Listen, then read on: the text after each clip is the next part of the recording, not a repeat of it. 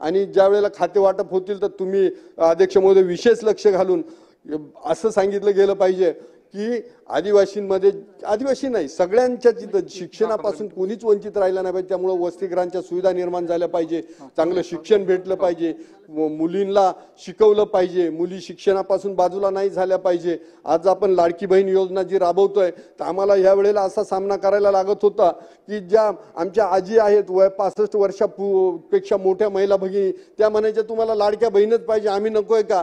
तर अशी योजना आणा की 18 वर्षापासून तर शेवटचा श्वास घेईल तोपर्यंत ह्या सगळ्या लाडक्या बहिणींना ती योजना लागू झाली पाहिजे, असं पण सरकारने निर्णय घेतला पाहिजे। कारण काय होतं की ज्याला भेटला नाही त्याच्या द्वेष तयार होतो, ज्याला भेटलाय त्याला आनंद वाटतो। तर मला वाटतं ह्या ज्या काही योजना आहेत तर सर्वांनी शेअर करा आणि संपूर्ण महाराष्ट्रासाठी राबवा। महाराष्ट्र एक आदर्श राष्ट्र आहे आणि हे राष्ट्र कायम प्रगतशील राहावं यासाठी आम्ही सगळेजण कटिबद्ध आहे, तसं सरकारही कटिबद्ध राहील आणि त्यासाठी विशेष राज्यपालांनी ज्या सूचना दिल्या त्याची सगळी अंमलबजावणी या सरकारकडून होईल।